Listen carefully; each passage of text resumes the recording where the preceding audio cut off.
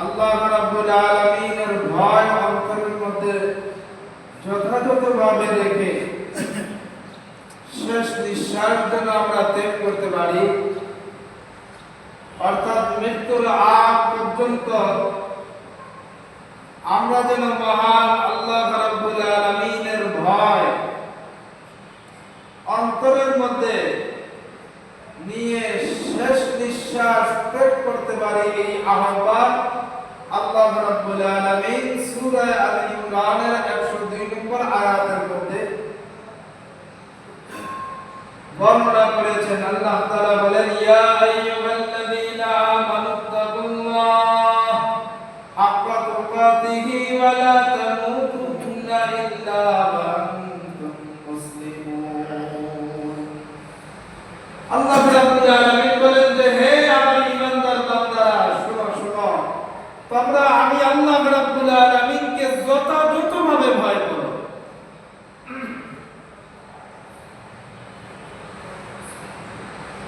সমাজের বাস্তব চিত্র হলো, আমরা আল্লাহ রাব্বুল আলামিনের সৃষ্টি জীবকে যে পরিমাণ ভয় করি, ওই পরিমাণ যদি আল্লাহ তাআলার ভয় আমাদের অন্তরের মধ্যে থাকতো, তাহলে আমরা অন্ততপক্ষে গুনাহ থেকে বিরত থাকতে পারতাম।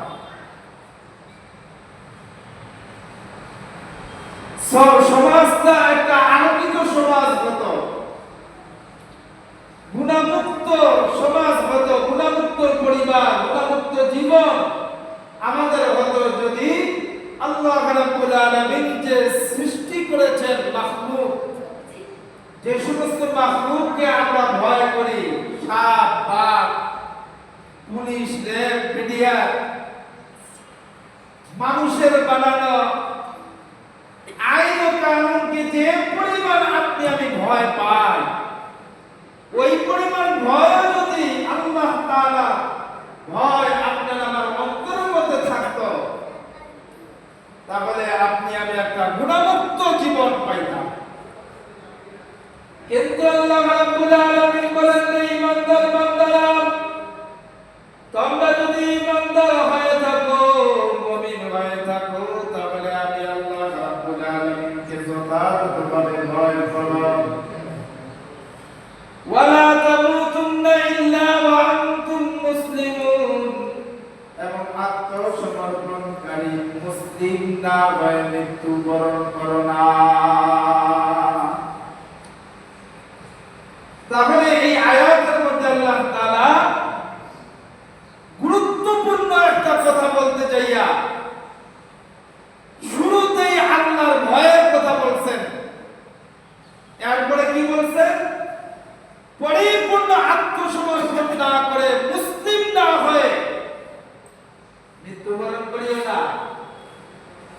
তাহলে এই কথাটা কি পরিমাণ গুরুত্বপূর্ণ কথা, যে এটা বলার আগেই আল্লাহ তাআলা বলছেন যে আমি আল্লাহকে ভয় করি।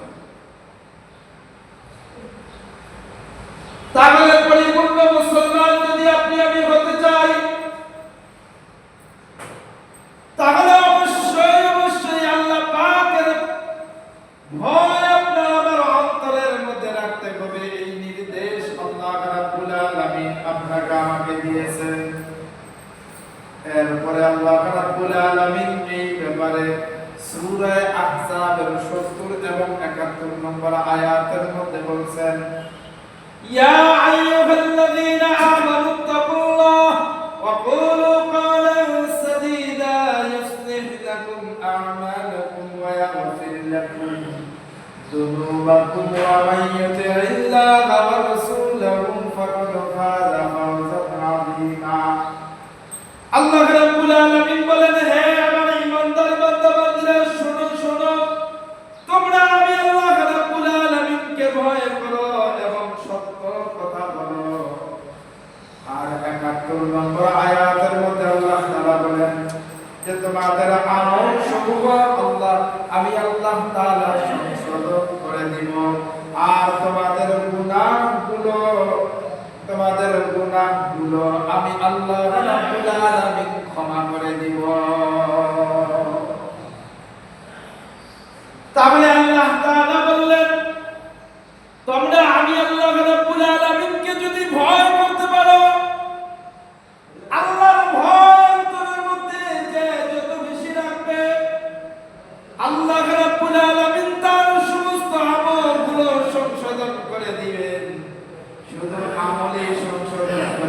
না তার জীবনের সমস্ত গুনাহগুলো আল্লাহ রাব্বুল আলামিন মাফ করে দিবে।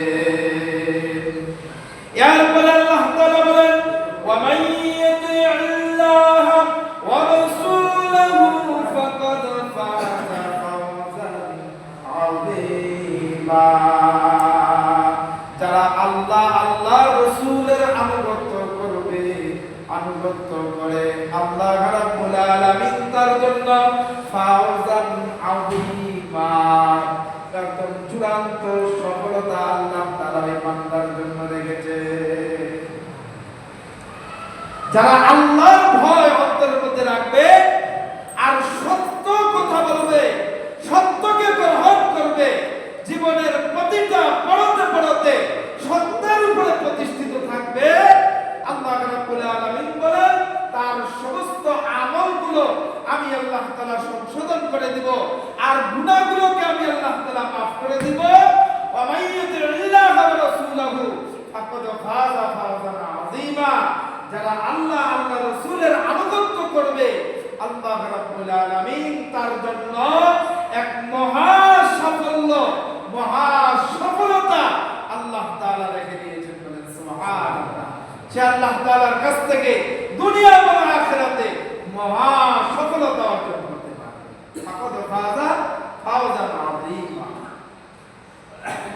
এরপরে আল্লাহ রাব্বুল আলামিন বলেন সূরা মায়েদার 2 নম্বর আয়াত ওয়া তাআওয়ানু আলাল বিররি ওয়াত তাকওয়া ওয়া লা তাআওয়ানু আলাল ইসমি ওয়াল উদওয়ান ওয়াত্তাকুল্লাহ ইন্নাল্লাহা শাদীদুল ইকাব। আল্লাহ তাআলা এখানে বলেন যে তোমরা নেক কাজে আল্লাহ তাআলার ভীতিতে একে অন্যের সাহায্য করো, আল্লাহর ভয় অন্তরে রেখে নেক কাজে একে অন্যের জন্য সাহায্য করো, সহযোগিতা করো। এরপরে বলেন ওয়াত্তাকুল্লাহ ইন্নাল্লাহা শাদীদুল ইকাব। আল্লাহ তাআলা এখানে আবার বলছেন যে আল্লাহকে ভয় করো, নিশ্চয়ই আল্লাহ তাআলা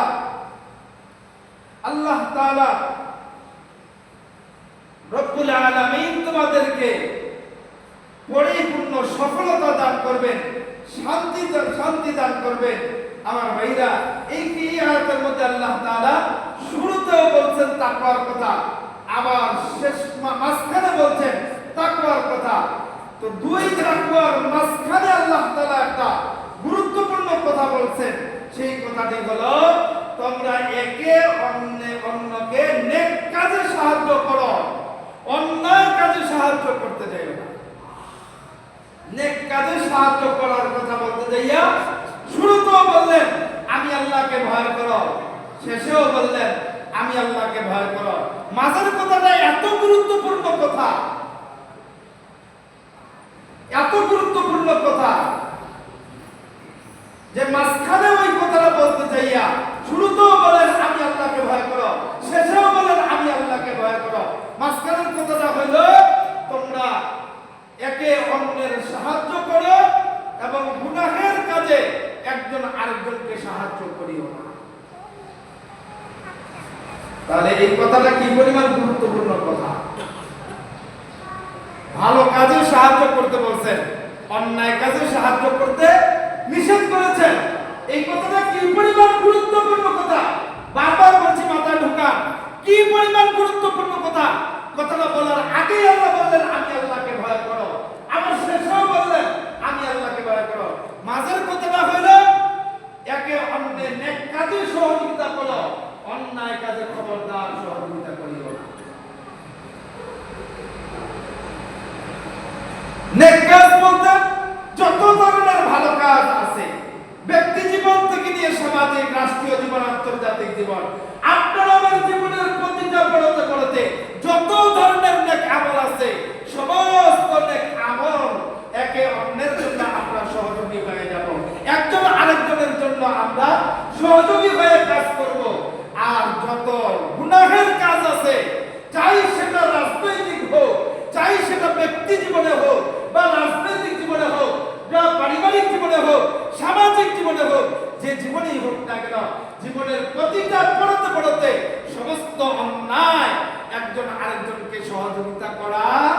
যাবে না, এটা আল্লাহ তাআলা নিষেধ করেছেন।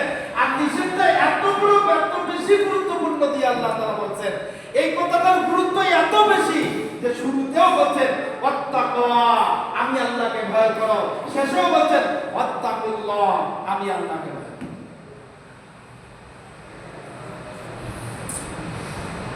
এই জন্য পবিত্র কোরআনে কারীম হলো মুত্তাকি যারা হবে এদের জন্য পথ প্রদর্শক।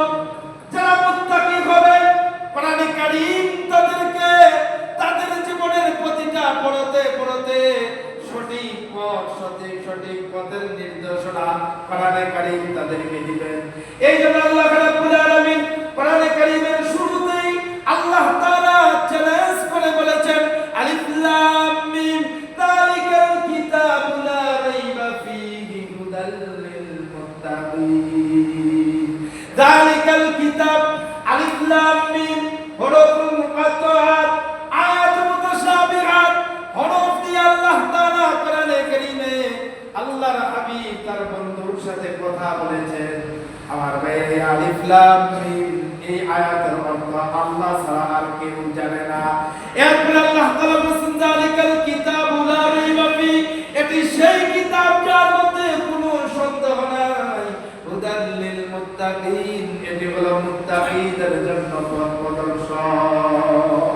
যারা মুত্তাকি হতে পারবে, যাদের অন্তরে আল্লাহর ভয় থাকবে, যারা পরহেজগার হতে পারবে, কোরআনে কারীম তাদেরকে তাদেরকে জান্নাতের পথ, সঠিক পথের নির্দেশনা, সঠিক পথ কোরআনে কারীম ওই আল্লাহর বান্দাদেরকে দেখাইবে। এই জন্য আমার ভাইরা বন্ধুরা, আমার আল্লাহর ভয় অন্তরের মধ্যে পয়দা করেন, অন্তরের মধ্যে আল্লাহর ভয় নিয়ে আসেন।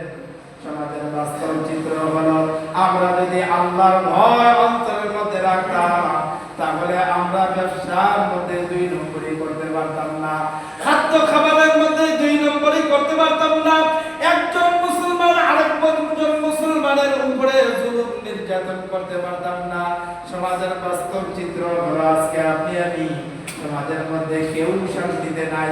কারো পরিবারের মধ্যে শান্তি, কারো সামাজিক অশান্তি, কারো রাষ্ট্রীয় অশান্তি, এক এক জায়গার মধ্যে এক এক ধরনের অশান্তি লেগেই আছে। কারণটা কি? কারণ হলো আপনার আমার অন্তরের মধ্যে যেই পরিমাণ আল্লাহর ভয় থাকার দরকার ছিল, ওই পরিমাণ ভয় আপনার আমার অন্তরে নাই। অথচ সাহাবায়ে কিরাম কি পরিমাণ ভয় তাদের অন্তরের মধ্যে ছিল। তাকওয়ার দৃষ্টান্ত হাদিস শরীফ থেকে আপনাদেরকে একটা শুনাই। হাদিসের কিতাবের মধ্যে বুখারী শরীফের 3842 নম্বর 3842 নম্বর হাদিস। এই হাদিসের মধ্যে তাকওয়ার দৃষ্টান্ত হযরত আবু বকর সিদ্দিক রাদিয়াল্লাহু তাআলা আনহু, আবু বকর রাদিয়াল্লাহু তাআলা আনহু কি পরিমাণ তাকওয়া ছিল। হযরত আবু বকর রাদিয়াল্লাহু তাআলা আনহু এর একজন খাদেম ছিলেন। সেই খাদেম হযরত আবু বকর সিদ্দিক রাদিয়াল্লাহু তাআলা আনহু কর তিনি উঠাইতেন, আর ওই কর যে ধার্য করা ছিল ওই কর তিনি তুলতেন, ওখান থেকে হযরত আবু বকর রাদিয়াল্লাহু তাআলা আনহু আহার করতেন, খাইতেন। একদিনের ঘটনা, এই খাদেম সে হযরত আবু বকর সিদ্দিক রাদিয়াল্লাহু তাআলা আনহুর হাতে আমিরুল মুমিনিন প্রধানমন্ত্রী তার সামনে খাবার উপস্থাপন করলেন। হযরত আবু বকর খাবার খাইলেন।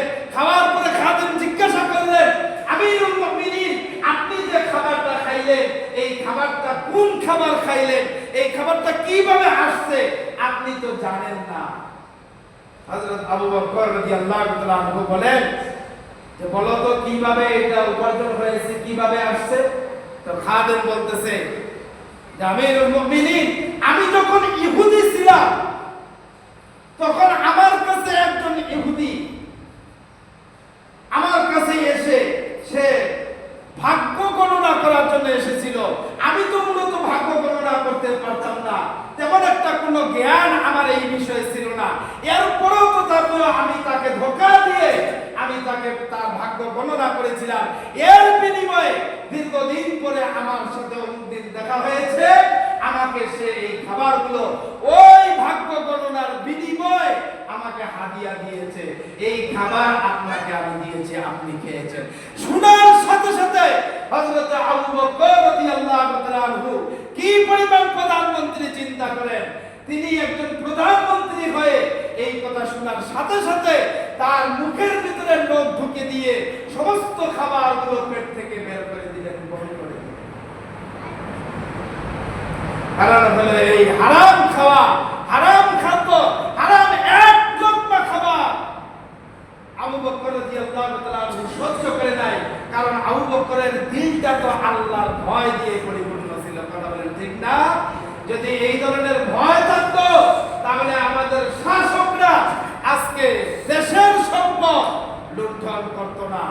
আমাদের শাসকরা, শাসক গোষ্ঠীরা যারা শাসিত করে তারা জনগণের উপরে জুলুম নির্যাতন করতো না। যদি আবু বকর সিদ্দিক রাদিয়াল্লাহু তাআলা অন্ততপক্ষে তাদের অন্তরের মধ্যে এরকম আল্লাহর ভয় থাকতো। এই জন্য আমার ভাইরা, আল্লাহর ভয় আপনার আমার অন্তরের মধ্যে রাখতে হবে। তাকওয়ার 2 নম্বর দৃষ্টান্ত হচ্ছে হাদিসে পাকের মধ্যে আসছে, মুসান্নাফে ইবনে আবি শাইবা নামক একখানা কিতাব আছে। এই কিতাবের 44433 নম্বর হাদিস। এই হাদিসের মধ্যে আব্দুল্লাহ ইবনে ওমর রাদিয়াল্লাহু তাআলা আনহু এক ঘটনা, একবার তিনি মদিনার এক প্রান্তে তার কিছু সাথীদেরকে নিয়ে তিনি সফরে যাচ্ছিলেন। প্রতিমধ্যে একটা রাখালের সাথে তার সাক্ষাৎ হয়ে যায়। রাখালকে বলল যে আব্দুল্লাহ ইবনে ওমর রাদিয়াল্লাহু তাআলা বলতেছেন যে রাখাল, তোমার ছাগলের পাল থেকে, বকরির পাল থেকে আমাকে একটা বকরি দিয়ে দাও, এর বিনিময়ে তোমাকে আমরা টাকা দিব। বিনিময়ে তোমাকে আমরা টাকা দিব, আমাকে একটা বকরি দিয়ে দাও। তো রাখাল বলতেছিল যে এই রাখালের, এই ছাগলের মালিক তো আমি না, এর মালিক তো আমার মহাজন আছে, সে তো আমার, সে এগুলোর মালিক, আমি এগুলোর মালিক না। তো আবু বকর আব্দুল্লাহ ইবনে ওমর রাদিয়াল্লাহু তাআলা বলেন যে আরে তুমি যদি এখন আমাকে একটা ছাগল দিয়ে দাও তাহলে তোমার মালিক তো এখন এখানে আসে দেখতেছে না, তুমি মালিককে বলে দিবা যে না কেন কোনো ভাত তাকে ধরে খেয়ে ফেলেছে। এই কথা যখন শুনলেন তো ওই রাখাল বলতেছে, দেখেন রাখালের অন্তরের মধ্যে কি পরিমাণ আল্লাহর ভয়। রাখাল মানুষ একটা বকরি লালন পালন করে, বকরি দেখাশোনা করে, এরকম একটা রাখাল সে বলতেছে তাহলে আমার আল্লাহ কোথায়? আমার মালিক না দেখলো এই মরুভূমির মধ্যে, এই চরণভূমির মধ্যে আমার আল্লাহ তো আমাকে দেখতেছে। চিন্তা করতে পারছেন? আল্লাহ দেখতেছে। তাকওয়ার আরেক দৃষ্টান্ত হলো ওই মহিলা, যেই মহিলা হযরত ওমর ফারুক রাদিয়াল্লাহু তাআলা আনহুর জামানার ঘটনা। সেই মহিলা তার মা তাকে গভীর রাতে ডেকে বলতেছিল যে বেটি উঠো উঠো, তাড়াতাড়ি উঠো, দুধের মধ্যে পানি মিশিয়ে দাও। তার মেয়ে জবাব দিচ্ছে যে মা তুমি কি জানো না আমিরুল মুমিনিনের ঘোষণা, তার তিনি প্রধানমন্ত্রী আমাদের, তিনি একজন ঘোষককে দিয়ে গোটা এলাকায় ঘোষণা করছে দুধের মধ্যে পানি মিশানো যাবে না। এগুলো তো হচ্ছে হাদিস শরীফ থেকে দৃষ্টান্ত শোনাচ্ছি, যদিও গ্রুপ দিয়ে দৃষ্টান্ত এসেছে, হাদিসের ঘটনা এসেছে, কিন্তু এগুলো আপনার আমার জীবনের প্রতিটা পড়তে প্রতিটা অক্ষর অক্ষরে আপনাকে আমাকে মানতে হবে। আল্লাহর ভয় আপনাকে আমাকে অবলম্বন করা লাগবে। মেয়ে বলতেছে যে মা তুমি কি জানো না আমিরুল মুমিনিন তো ঘোষণা করছে দুধের মধ্যে পানি মিশানো যাবে না। তো মা বলতেছে যে তুমি বেটি তুমি এমন একটা জায়গার মধ্যে আছো যে জায়গার মধ্যে আমিরুল মুমিনিন ওমর ফারুক রাদিয়াল্লাহু তাআলা আনহু তো নাই, তার লোকও নাই, তার পক্ষে কোনো লোকও নাই, সেও তো নাই, উঠো দুধের মধ্যে পানি ঢেলে দাও। সেই মেয়ে তার মাকে বলতেছে যে মা আমিরুল মুমিনিন নাই, তার সামনে তার আনুগত্য করব আর তার পিছনে তার আনুগত্য করব না, তার অবাধ্য হব। তো আল্লাহ রাব্বুল আলামিন যে একজন আছেন, তোমার আমার মালিক যিনি, ওই মালিককে কিভাবে ফাঁকি দেওয়া যাবে? ওই মালিককে তো ফাঁকি দেওয়া যাবে না। আমিরুল মুমিনিন ওমর না থাকলো তোমার আমার মালিক আল্লাহ, তিনি তো মুহতারাম হাজিরিন, এই ব্যয়ের কারণে পরবর্তীতে যুগ শ্রেষ্ঠ আমিরুল মুমিনিন ওমর ইবনে আব্দুল আজিজ রাহমাতুল্লাহি আলাইহি তার জন্ম হয়েছে। এই মহিলার গর্ভ থেকে ওমর ইবনে আব্দুল আজিজের মতো জগৎ বিখ্যাত প্রধানমন্ত্রী, জগৎ বিখ্যাত আমিরুল মুমিনিনের জন্ম হয়েছে। কেন জন্ম হয়েছে? ওই যে অন্তরটা ছিল তাকওয়া দিয়ে ভরা, দিলটা ছিল তাকওয়া দিয়ে পরিপূর্ণ। আপনার আমার দিলে তো তাকওয়া নাই, আপনার আমার দিলে তো তাকওয়া নাই। মুহতারাম হাজিরিন, আপনি আমি বলি যে আপনার আমার সন্তানরা কথা শুনে না, সন্তানরা দেখাশোনা করে না। কেন করবে? কারণ আপনার ভিতরে তো আল্লাহর ভয় নাই। যে আল্লাহর ভয় আপনার ভিতরে নাই, আপনার গর্ভ থেকে যেটা আসছে তার অন্তরে আল্লাহর ভয় নাই। আল্লাহর কসম করে বলতে পারি, আল্লাহর কসম করে বলতে পারি, যেই সন্তানের ভিতরে আল্লাহর ভয় নাই, ওই সন্তান পিতামাতার বাধ্য সন্তান হবে না, এটা অবাধ্য হবে। বলবেন যে কেন? কারণ হলো যেই সন্তানের মধ্যে মালিকের ভয় নাই। কোন মালিকের ভয় নাই? যেই মালিক আপনাকে আমাকে 24 ঘন্টা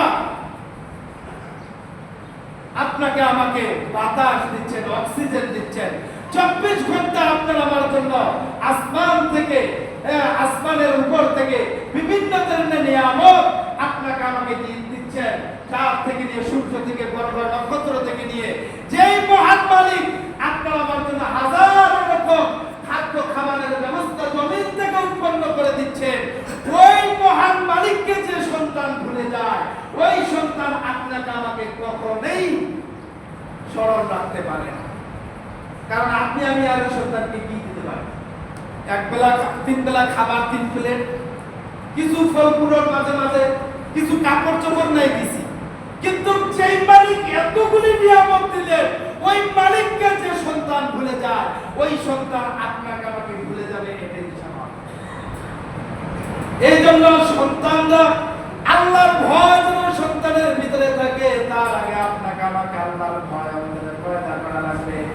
আপনি আমি যদি আল্লাহর ভয় অন্তরের মধ্যে রাখি, যেই পিতামাতার অন্তরের মধ্যে আল্লাহর ভয় পরিপূর্ণ থাকবে, ওই পিতামাতার সন্তানদের অন্তরের মধ্যে আল্লাহর ভয় অটোমেটিক চলে আসবে।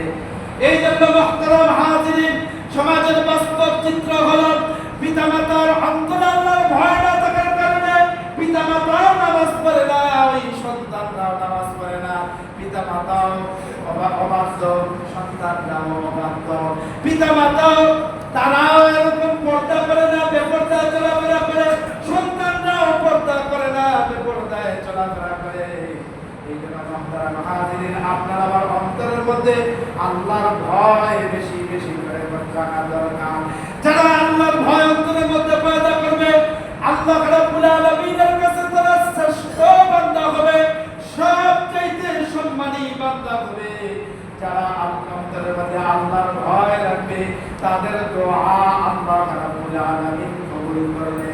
এই জন্য আমার ভাইরা, আল্লাহর ভয় অন্তরে রেখে গুনাহ যদি আপনি আমি ছেড়ে দিতে পারি, তাহলে আপনার আমার রিজিকের মধ্যে আল্লাহ তাআলা বরকত দিয়ে দিবেন। যদি অন্তরের মধ্যে তাকওয়া রাখতে পারি, তাহলে আল্লাহ তাআলা দুনিয়া এবং আখিরাতের জীবনকে সুন্দর করে দিবেন। আপনারা অন্তরে যদি তাকওয়া রাখতে পারি, এই তাকওয়ার মাধ্যমে আল্লাহ রাব্বুল আলামিনের শ্রেষ্ঠ বান্দা আপনি আমি হতে পারবো। যদি তাকওয়া রাখতে পারি, তাকওয়া আপনাকে আমাকে আল্লাহর জান্নাত পর্যন্ত পৌঁছায় দিবে। আর যদি তাকওয়া না রাখি, অন্তরের মধ্যে যদি আল্লাহর ভয় না থাকে, তাহলে আপনার আমার রিজিক করে দিবেন, দুনিয়া এবং আখিরাতের হায়াতটাকে সংকীর্ণ করে দিবেন। আখিরাতে চূড়ান্তভাবে আল্লাহ তাআলা আপনার আমার জন্য সফলতা রাখবেন না, বিফলতা দিয়ে জাহান্নামে আপনাকে আমাকে যাওয়া লাগবে। এই জন্য যদি আল্লাহর ভয় আপনি আমি রাখি, তাহলে আল্লাহ তাআলা দুনিয়া এবং আখিরাতে চূড়ান্ত সফলতা আল্লাহ তাআলা আপনাকে আমাকে দিবে। এই জন্য মুহতারাম হাজিরিন, আপনাকে আমাকে আল্লাহর ভয় অন্তরের মধ্যে সবচেয়ে বেশি রাখতে হবে। কিভাবে আল্লাহর ভয় অন্তরের মধ্যে ঢুকাবো?